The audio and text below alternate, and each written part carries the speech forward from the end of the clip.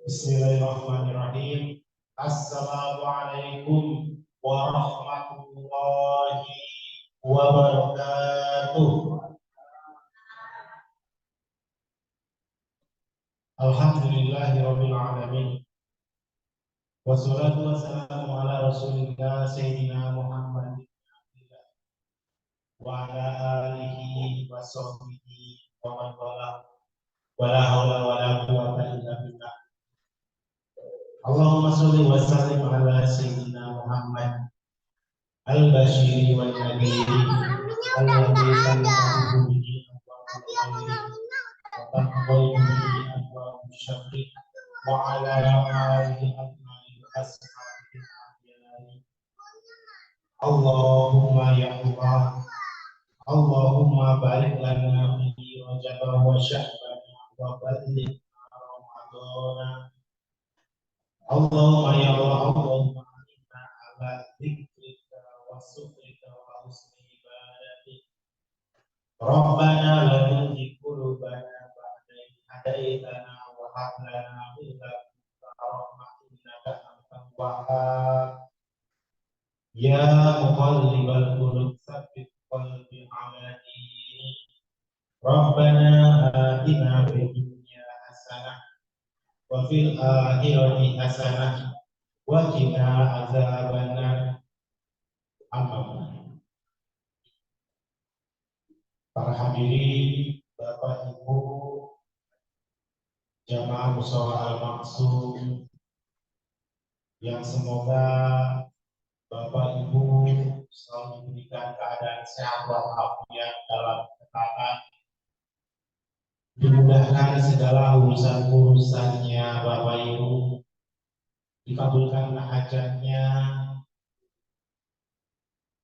dijadikan anak keturunannya anak yang soleh-solehan, dimudahkan rezekinya, diberikan kesehatan dalam ketatan. Al-Fatihah. Auzubillahi minasyaitonir rajim. Bismillahirrahmanirrahim. Alhamdulillahirabbil alamin arrahmanir rahim maliki yaumiddin. Iyyaka na'budu wa iyyaka nasta'in. Shiratal mustaqim. Shiratal ladzina an'amta 'alaihim ghairil maghdubi 'alaihim waladdallin. Bapak Ibu yang dirahmati Allah Subhanahu wa taala, tidak terasa saat ini kita sudah masuk ke bulan Sya'ban. Dalam doa nadian kita yang sama-sama kita bacakan, Allahumma barik lana fi Rajab wa Sya'ban wa ballighna Ramadan. Alhamdulillah saat ini kita masuk bulan Sya'ban dan semoga Allah izinkan kita untuk kita bisa masuk ke bulan Ramadan. Bapak Ibu yang dirahmati Allah, bulan Sya'ban itu dalam riwayat banyak orang yang lalai karena orang-orang itu fokus pertama di bulan Rajab karena itu adalah bulan haram, bulan yang dimuliakan. Ada 4 bulan haram yang dimuliakan oleh Allah dan Rajab, dan orang akan fokus ke bulan Ramadan. Sya'ban banyak orang yang lalai, ya, banyak yang lalai. Dalam riwayat bahwasanya justru kata Nabi Muhammad SAW bahwasanya Sya'ban adalah bulan itu. Sya'ban adalah bulan. Di situ dalam riwayat Nabi Muhammad banyak sekali berpuasa di bulan Sya'ban. Baik, kita akan membahas berkenaan dengan bulan Sya'ban. Dalam hadis Abu Musa al-Asy'ari, Rasulullah SAW bersabda, Inna Allaha la yaqawimu lailatin nisfi min Sya'bana wa yaghfiru lil jam'i halqihi ila lil musyrikin aw musyajid. Yang artinya sesungguhnya Allah akan menampakkan turun di malam nisfu Sya'ban, kemudian mengampuni semua makhluknya kecuali orang musyrik atau orang yang bermusuhan dengan saudara. Di dalam hadis ini maka Allah akan melihat adalah Allah setiap saat melihat. Hanya kalau kita sebutkan kalimat melihat di sini berarti adalah pandangan khusus dari Allah atau pandangan rahmat, pandangan kasih sayang Allah kepada hamba-hambanya di setiap malam nisfu Syaban. Nisfu Syaban tanggal berapa Bapak Ibu? 15 Ramadan ya. Mohon maaf, 15 Syaban. Nisfu Syaban. Di sini Allah menyampaikan pandangan khusus kemudian dan mengampuni semua makhluknya. Ila kecuali orang musyrik. Jadi di malam nisfu Syaban nanti Allah pun akan mengampuni semua makhluknya kecuali orang yang menyekutukan Allah. Orang yang menyekutukan Allah tentunya adalah orang-orang yang tidak beriman, orang kafir, ya, orang di luar Islam.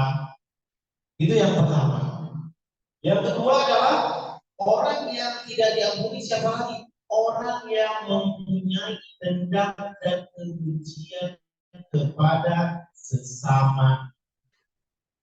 Jadi kalau ada orang di situ dijelaskan orang yang tidak akan mendapatkan pengampunan dari Allah sebelum kita masuk bulan Ramadan di bulan Syaban. Yang pertama adalah orang musyrik, orang kafir. Yang kedua adalah orang yang mempunyai dendam kepada sesamanya. Maka itu sudah dipastikan ya masuk ke bulan Ramadan dia tidak akan bisa dihapus dosa-dosa yang Allah. Nauzubillah. Makanya yang punya benci dendam kepada sesama maka amalnya tidak diterima.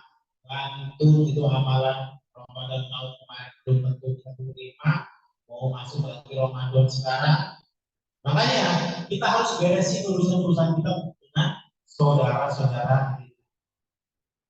Dalam hadis Imam Muslim meriwayatkan dibuka pintu surga setiap hari Senin dan Kamis. Hadisnya adalah tuftau abwaabul jannati yaumal itsnain wa yaumal khamis fa yughfaru li kulli abdin la yusriku billahi syai'an illa rajulan kanat bainahu wa baina akhihi sakhanahu. Pintu-pintu surga itu akan dibuka setiap hari Senin dan Kamis. Lalu diampuni seluruh hamba yang tidak berbuat syirik. Kecuali seseorang yang punya permusuhan dengan saudara. Makanya Bapak Ibu yang dirahmati Allah, setiap hari Senin dan Kamis itu Allah membuka pintu surga dan Allah mengampuni orang-orang hamba-hambanya. Kecuali orang musyrik. Kecuali orang musyrik dan orang yang tidak mempunyai permusuhan dengan saudara.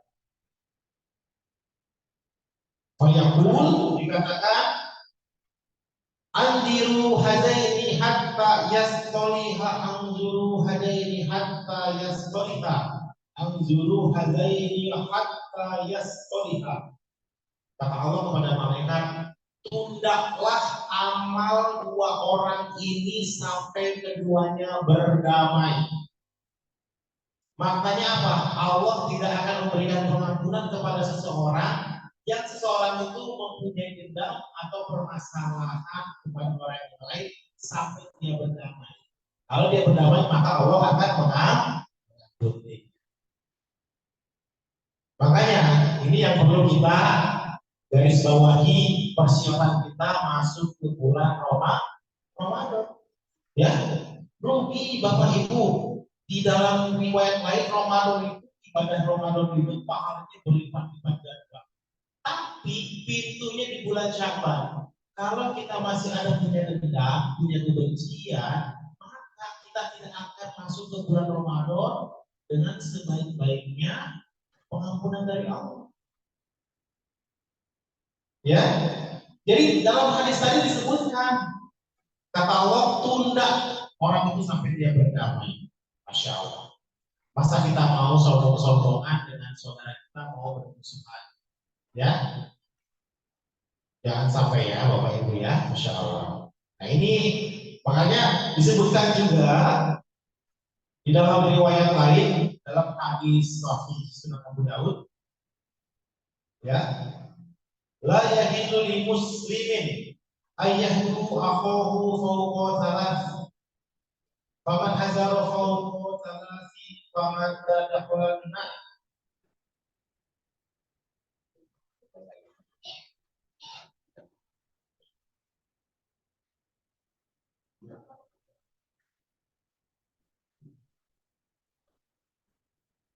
Tidak halal bagi seorang muslim yang tidak bertegur sapa pada saudaranya lebih dari 3 hari.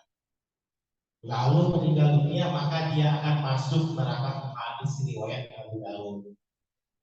Bapak Ibu yang dirahmati Allah, dalam hadis ini kita langsung diperingatkan, jangan sampai kita bermusuhan dengan seseorang lebih dari tiga hari. Apabila dia bermusuhan dengan seorang lebih dari 3 hari dan dia meninggal dunia, maka dia akan masuk neraka. Nauzu. Dan sekarang Bapak Ibu haruslah mulai kita tatahkan kita agar kita tidak benci kepada orang, ya, tidak dendam kepada orang. Tentunya ini kita harus sama-sama belajar. Karena apa? Ya, karena manusia itu punya sifat benci, sifat dendam. Ada, apalagi kita ada hawa nafsu yang memang selalu mengarahkan kita untuk berbuat tidak baik. Maka itu harus ada tarbiyahnya, ada pendidikannya. Ya, baik, yaitu Bapak Ibu yang dirahmati Allah ya. Terus selanjutnya, yang paling istimewa di antara 2 orang yang berselisih adalah yang memulai berdamai lebih dulu. Makanya kalau kita sedang ada berselisih dengan seseorang, jangan ragu kita untuk memulai lebih dulu. Apakah itu minta maaf? Apakah kita langsung mengajak ketemuan dan minta maaf dan kita hilangkan semua benci kita? Justru yang paling mulia adalah orang yang paling memulai pertama untuk memaafkan atau meminta maaf. Ya, jadi kita harus selesaikan urusan kita dengan manusia sebelum kita masuk Ramadan. Biar kita masuk Ramadan itu benar-benar dalam keadaan bersih, suci, ya. Yang termasuk juga mohon maaf, barangkali kita juga pernah riwayat, apakah itu mantan istri, mantan suami, jangan pernah kita membenci. Apalagi punya anak yang memang dengan mantan istrinya, ya, jangan sampai kita mengajarkan anak kita untuk benci. Apakah benci kepada mantan suami, mantan istri, itu diantaranya. Selanjutnya juga kalau kita punya urusan waris, ya, karena banyak sekali orang yang masuk neraka gara-gara waris. Banyak sekali. Karena itu banyak setannya. Ya, di sini di bulan Syaban ini, mari kita tata hati kita agar kita bisa masuk ke bulan Ramadan dengan sebaik-baiknya. Jadi, ya, dengan ya hati yang fitri. Makanya, mari kita serius ya berdamai di bulan Syaban ini. Berdamai ya, Bapak Ibu ya, yang punya musuh, yang punya dendam, ya silakan. Ayo kita kunjungi saudara-saudara kita, paman kita, bibi kita, semua niatkan untuk silaturahmi dan kita menghilangkan rasa benci dan lain sebagainya. Jangan sampai kita masuk ke bulan Ramadan, ya kita beramal banyak ibadah, tapi kita belum diampuni oleh Allah Subhanahu wa Ta'ala. Pastikan Syaban ini kita selesaikan urusan kita dengan sesama manusia. Ya, jadi ketika kita masuk ke bulan Ramadan, kita insya Allah akan fokus ibadah dengan pahala sebaik-baiknya pahala. Nah, ini juga menjadi PR Bapak Ibu yang dirahmati Allah Subhanahu Wa Taala. Tadi kan tidak ada orang yang sempurna. Namanya penyakit benci, dengki, iri itu pasti ada di semua manusia. Karena fitrahnya begitu. Manusia kalau kita hawa nafsu, Maka dari itu harus kita perangi namanya hawa nafsu itu, Bapak Ibu yang dirahmati Allah. Caranya bagaimana? Ya caranya kita doakan, doakan. Berat memang Bapak Ibu ya mendoakan orang, apalagi orang-orang yang memang membenci kita atau menggolimi kita. Tapi yang pernah disampaikan beberapa waktu yang lalu berkenaan dengan obat bius, ini saya amalkan Bapak Ibu. Obat bius ini saya amalkan, ya. Agar apa? Agar kita hatinya menjadi tenang. Ya. Berat dalam obat bius, tapi ini dari baginda Nabi ya, Bapak Ibu. Mau ya obat biusnya ya? Agar hati kita bisa menjadi tenang, dendam hilang, dengki hilang, benci hilang. Mau obat biusnya? Ini dari baginda Nabi Ibu ya. Diriwayatkan dalam hadis Nabi Muhammad SAW, "Ma min abdin muslimin yad'u li akhihi bi dhahfil ghaib ila qala malaku wala bimis." Artinya apa?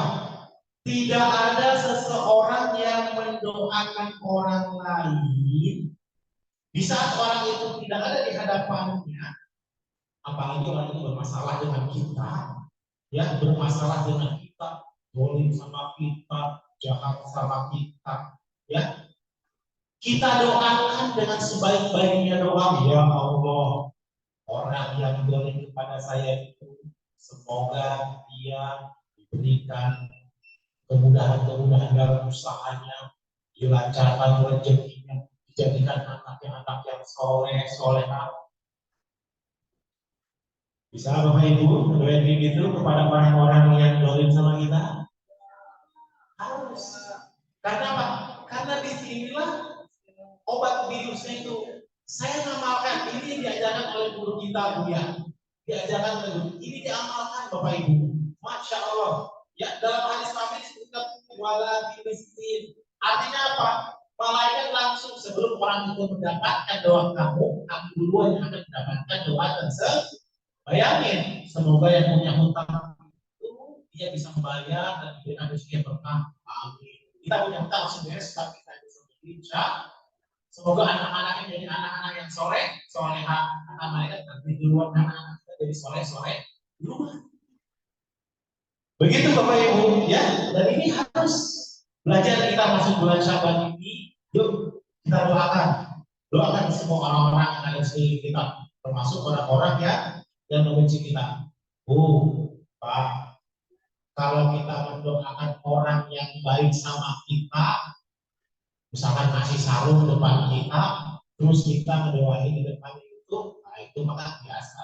Ya, khawatir doa kita malah doanya yang memang ya karena nggak enak aja, ingat begitu ya, kan? Apalagi di depannya. Tapi kalau kita doa di belakang terhadap orang-orang yang memang mendolimi kita, bahkan Bapak Ibu disampaikan oleh para ulama. Ulama itu sampai berpesan begini, ada doa yang itu makbul mustajab, satu doa tapi sangat dilupakan oleh orang. Kalau kita doa di Multajam di Mekah sana, Bu, doa mustajab, nggak harus jauh-jauh ke Mekah sana, nggak harus jauh-jauh ke Multajam sana, kelamaan. Tapi ada doa yang mustajab ini, doakan ketika ada orang bermasalah dengan kita, doakan dengan doa-doa kebaikan. Ya, baik, mungkin itu sebagai pengantar Bapak Ibu yang dirahmati Allah. Kita saat ini masuk bulan Syaban. Bismillah. Bereskan urusan kita dengan manusia, hilangkan benci, jangan sampai kita masih ada benci, ada dendam dengan sesama yang rugi, Bu, rugi. Ya, masuk ke Ramadan tempat apa? Bulan yang memang di situ bulan pengampunan, ternyata kita lagi rugi ya, Bapak Ibu ya, rugi. Apalagi tadi disebutkan ya, kalau ada orang 3 hari saja bermusuhan meninggal dunia maka dipastikan di ahli neraka. Naudzubillah. Baik, insya Allah untuk pengantar di bulan Syaban sedikit kita akan masuk ke fikih. Bapak Ibu yang dirahmati Allah Subhanahu Wa Taala, ini kita masih masuk ke bab tayamum ya kemarin Bapak Ibu. Kita lanjut, bab tayamum masih cukup panjang.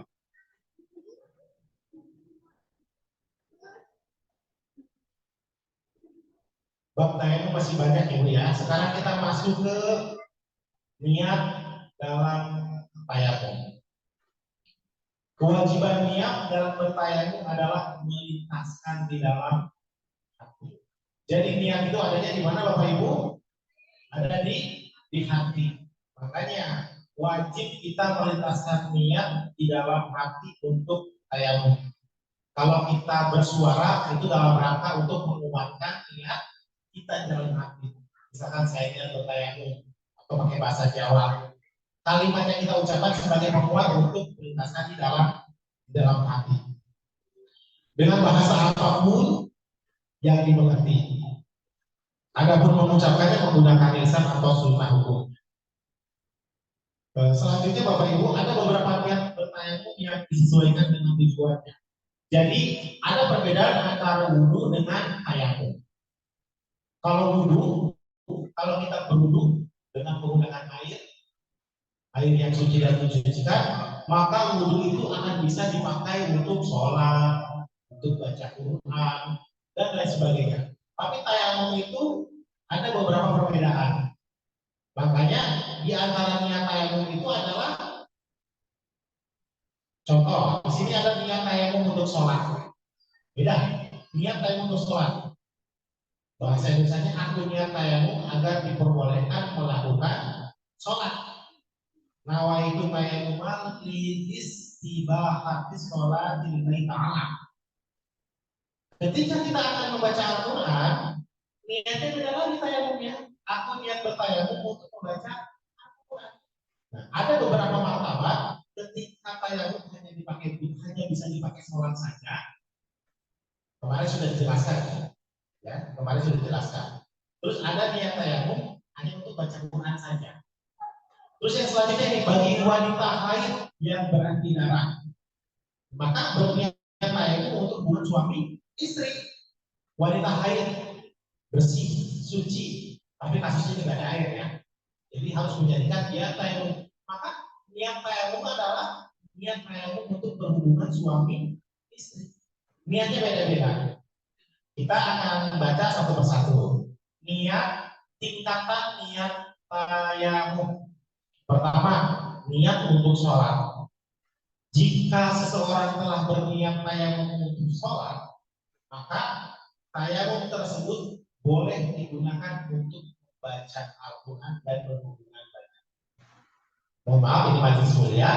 Kalau kita niat tayamum untuk sholat, maka boleh juga kita membaca Al-Quran dan berhubungan dengan suami istri. Kalau yang kedua, niat tayamumnya untuk membaca Al-Quran. Niat untuk membaca Al-Quran adalah tingkatan yang kedua. Jika ada orang yang bertayamum dengan niat membaca Al-Quran, maka tayamum tersebut tidak boleh dipakai untuk sholat, namun boleh untuk berhubungan suami istri. Yang ketiga, niat tayamum untuk hubungan suami istri. Nah, ini adalah tingkatan yang ketiga.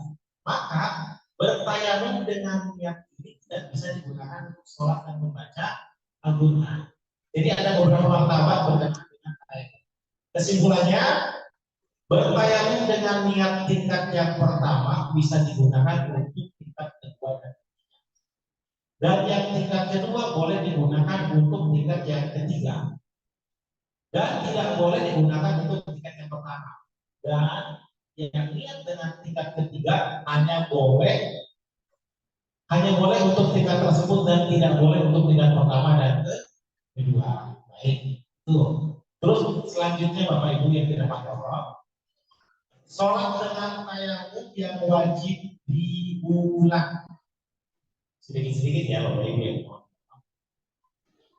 Sholat yang dikerjakan dengan tayamum wajib diulang jika memenuhi dua syarat. Satu, saat kondisi dan isi air tidak ada secara sesungguhnya. Masih ingat yang dimaksud air tidak ada secara sesungguhnya? Kering saja nggak ada air. Sampai sejauh 300 meter nggak ada air. Yang kedua, di tempat yang biasa ada air, tiba-tiba tidak ada air. Maka sholat yang dikerjakan dengan tayamum wajib diulang. Sholat yang dikerjakan dengan tayamum wajib diulang jika memenuhi dua syarat. Ya. Selanjutnya, hal-hal yang membatalkan tayamum.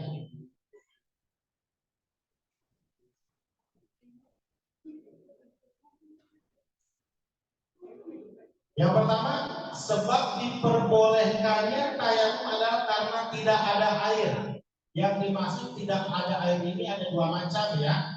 Tidak ada air sesungguhnya dan air ada seperti tidak ada. Seperti yang sudah dijelaskan sebelumnya. Apa contohnya? Air ada seperti tidak ada. Orang sakit, nggak bisa kena air. Kalau kena air, meninggal misalkan ya. Baik gitu. Ini hal-hal yang membatalkan tayamum karena air tidak ada secara sesungguhnya. Dan isi yaitu semua hal yang membatalkan wudhu. Jadi kalau membatalkan wudhu, maka sudah pasti membatalkan tayamum. Yang kedua, murtad, keluar dari agama Islam. Yang ketiga, yakin adanya air atau menduga kuat adanya air di wilayah Abdul Buruk saat di luar sholat. Yang keempat, menduga biarpun dengan dugaan lemah adanya air di wilayah Abdul Buruk saat di luar sholat. Catatan. Poin C yang tadi dan D dalam fikih disebut dengan istilah melihat air. Arti melihat air dalam hal ini adalah tidak harus dengan mata, akan tetapi bisa dengan telinga atau dengan mendengar berita dari seseorang. Kedua, hal-hal yang membatalkan tayamum karena air ada tapi seperti tidak ada atau hukum dan maknawi, semua yang membatalkan wudhu sama ya. Murtad. Terus hilangnya sebab tayamum jika sebab tayamum adalah karena sakit, maka jika telah sembuh tayamumnya menjadi batal. Hukum bagi orang yang bertayamum jika melihat air. Bagi yang bertayamum karena tidak ada air secara sesungguhnya, kemudian melihat air, maka hukum tayamumnya disesuaikan dengan beberapa kondisi berikut. Jika melihat air sebelum sholat, maka tayamumnya batal. Contoh, ya, contoh, banyak air nih, sini berlimpah air, amin. Gak ada air sampai sejauh 300 meter. Lalu kita bertayamum. Ketika kita bertayamum selesai, kita mau sholat, tiba-tiba hujan, maka tayamumnya batal. Kita langsung dulu pakai air. Lalu jika melihat air saat sholat, maka jika sholat yang sedang dikerjakan adalah sholat yang tidak harus diulang, maka sholatnya sah dan tetap boleh dilanjutkan. Jika sholat yang sedang dikerjakan adalah sholat yang harus diulang, maka sholatnya langsung batal. Selanjutnya, jika melihat air setelah sholat, jika sholatnya memang tidak harus diulang karena tayamumnya disebabkan hukum dan isi dan di tempat yang biasa tidak ada air, maka sholatnya sah dan tidak wajib diulang. Jika melihat air setelah sholat dengan tayamum sebab hukum dan isi dan di tempat yang biasa ada air, maka sholatnya wajib diulang. Di sini memang semoga kita dijauhkan ya dari tidak ada air. Hanya di sini adalah ilmu yang memang kita harus ketahui, Bapak Ibu. Harus ketahui. Barangkali nanti kita berkunjung kemana ternyata tidak ada air, kita sudah tahu ilmunya. Baik.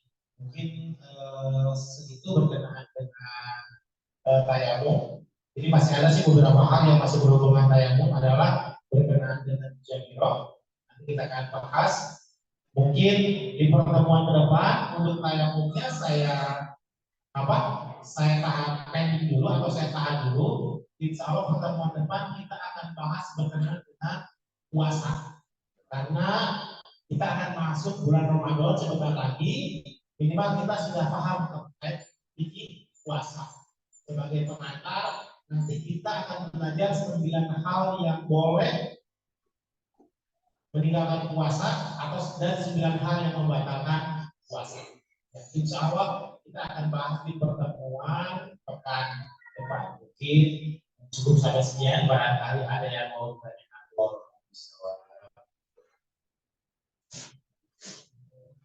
Para jemaah ya, ada waktu bertanya silakan. Ibu silakan atau bapak-bapak.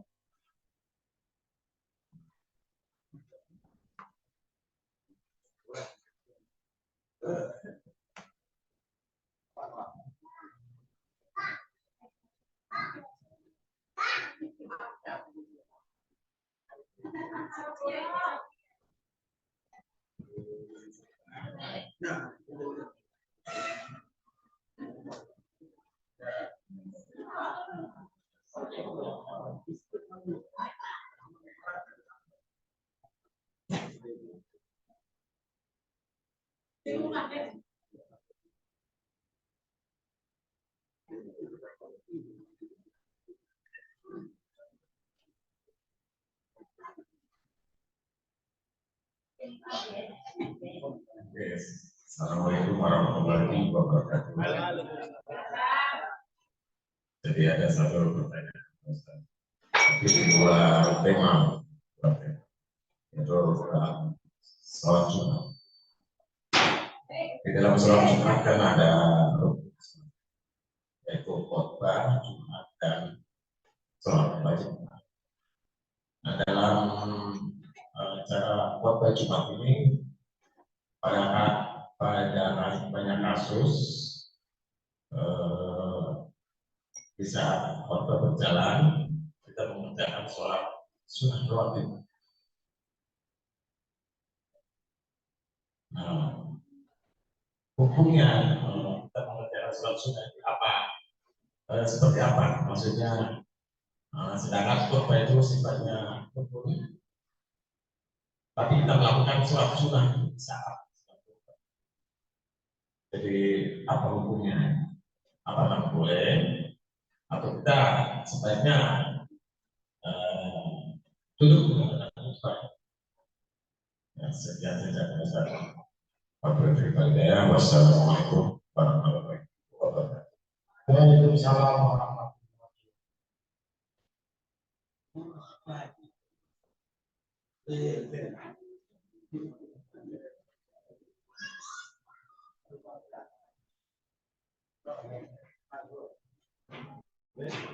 Baik, pertanyaan berkenaan dengan ketika masuk khotbah Jumat dan khotib sudah naik, lalu kita baru datang, begitu ya.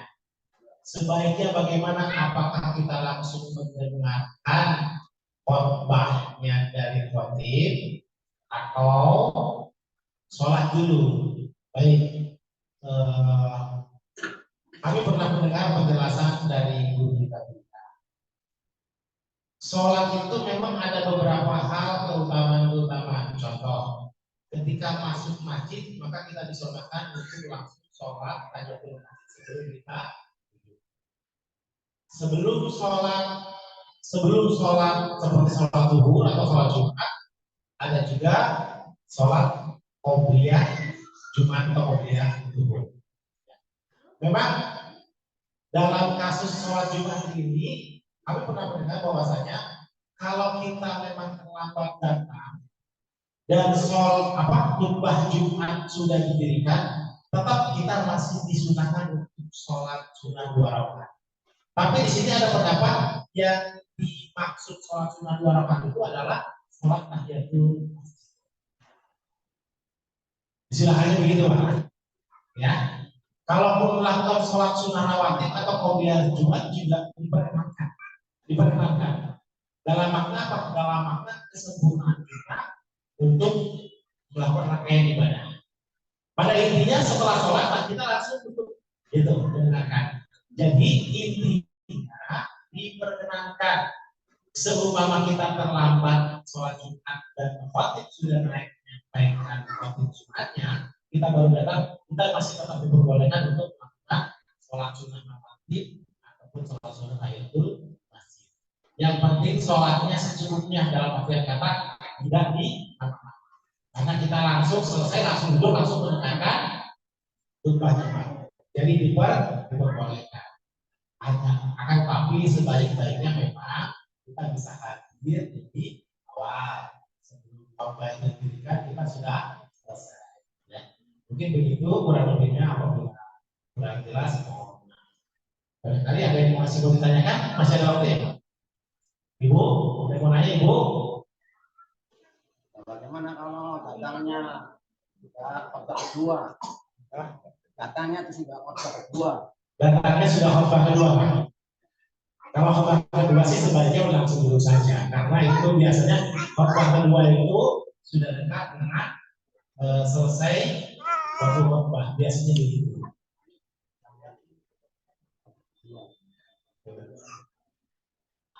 Mungkin seperti itu ya, kalau untuk khotbah kedua sebaiknya langsung mengikuti, karena makanan biasanya khotbah kedua lebih pendek daripada khotbah pertama. Khotbah kedua biasanya langsung doa biasanya. Ya, karena rangkaian sudah diselesaikan di khotbah yang pertama. Mungkin itu Bapak Ibu yang dirahmati Allah. Baik, apabila tidak ada pertanyaan lain, masih ada waktu. Ada ya. Baik, Masya Allah Bapak Ibu yang dirahmati Allah. Ingat ya tadi berkenaan dengan persiapan kita untuk menghadapi ataupun menyambut bulan suci Ramadan. Selesaikan urusan kita dengan saudara-saudara kita. Jangan sampai kita menjadi orang yang tidak diampuni oleh Allah ketika masuk bulan suci Ramadan. Baik, sama-sama kita tutup dengan doa.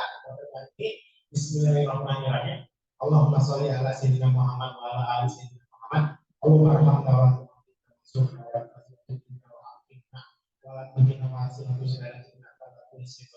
Allahumma ya Allah, berikan kami dengan berikan hati kami kasih sayang dan cinta ya Allah, agar kami bisa berkasih sayang kepada sesama kami ya Allah. Ya Allah, kami mohon wujudkan rumah kami ya Allah. Suami istri yang saling mencintai karena ya Allah. Suami istri yang saling mencintai karena ya Allah. Dengan anak-anak yang soleh dan solehah yang dibanggakan dengan kasih-Mu Nabi Muhammad SAW. Ya Allah, kami mohon ya Allah tambahkan kecintaan kami kepada pasangan kami ya Allah. Jangan kurangi sedikit pun ya Allah, takut bersama kurangnya cinta, kurangnya kesabaran kami, kurangnya pengertian kami ya Allah. Engkau yang maha menguasai hati kami, Engkau yang memberi cinta. Jauhkan kami dari percobaan di rumah tangga kami ya Allah. Ya Allah, ada di antara kami yang belum ya Allah, jaga kehormatan, kemuliaan mereka ya Allah. Mudahkanlah mereka untuk mendapatkan pasangan orang-orang mulia yang kau muliakan, yang menjadi sebab mereka mulia di dunia dan di akhirat. Dan kami mohon ya Allah, jauhkan kami dari yang haram. Jauhkan kami ya Allah dari murka-Mu ya Allah. Jauhkan kami dari sebab-sebab kehinaan dari ya Allah. Ya Allah, ya Allah yang Maha Pengasih lagi Maha Penyayang ya Allah. Kami memohon doa ya Allah untuk saudara-saudara kami yang ada di Gaza Palestina yang saat ini mengalami penderitaan dan kesulitan. Ampunilah dosa-dosa mereka ya Allah. Limpahkanlah rahmat-Mu kepada mereka. Lindungilah mereka dari segala bahaya. Ya Allah, ya Allah, Engkau Maha Kuasa. Kami mohon kepada-Mu agar diberikan kekuatan kepada mereka dalam menghadapi ujian ini. Berikan mereka kesabaran, berikan mereka ketabahan ya Allah, dan berikan mereka kekuatan dalam situasi yang sulit ya Allah. Ya Allah, panjangkan umur kami dalam ketaatan serta sehat walafiat. Dan ya Allah, kami mohon ya Allah, setelah panjang umur nanti ya Allah, matikan kami dalam keadaan husnul khotimah, mati dalam keadaan iman, dan jadikanlah ya Allah ucapan kami telah di akhir hayat nanti ya Allah, kami mampu mengucapkan kalimat agung dan mulia, la ilaha illallah Muhammadur Rasulullah, la ilaha illallah Muhammadur Rasulullah, la ilaha illallah Muhammadur Rasulullah. Rabbana atina fid akhirati hasanah wa qina adzabannar. Wassallallahu ala Muhammadin wa ala alihi wa sahbihi wasallam. Walhamdulillahi rabbil alamin. Bismillahirrahmanirrahim.